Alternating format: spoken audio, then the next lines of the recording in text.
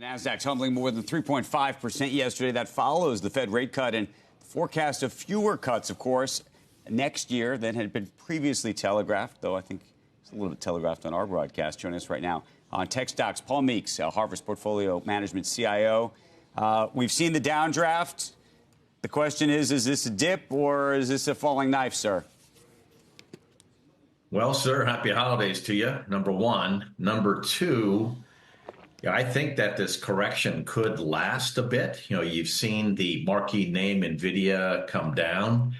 So what I would expect people to do, what I would recommend people to do, is to maybe keep some powder dry. I think these AI infrastructure stocks in particular might see some near-term pressure as folks worry about a digestion in the spending of the hyperscalers on GPUs and other infrastructure gear for data centers.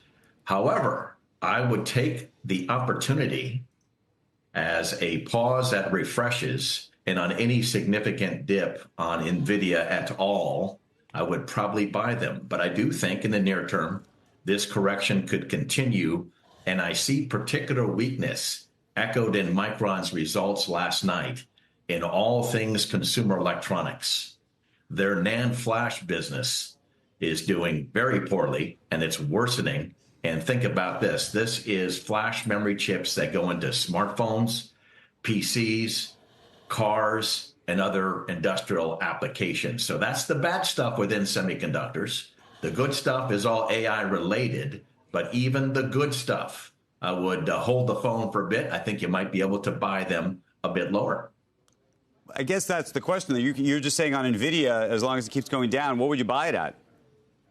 I think I'd probably look to find support at the 200-day moving average. I'd also like to get a feed into the news that we won't actually get until the third or fourth week of January on the revised spending plans, if at all, from the AI hyperscalers, the ones that are spending the tens of billions of dollars on infrastructure. And the last time, what do you think those, Paul? What do you think those revised plans look like?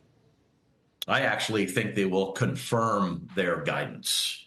These are the deepest of all pockets, and when they say they're going to spend tens of billions of dollars, they typically do it, and then sometimes they actually forecast on the downside and they raise things. So I think we're going to be okay.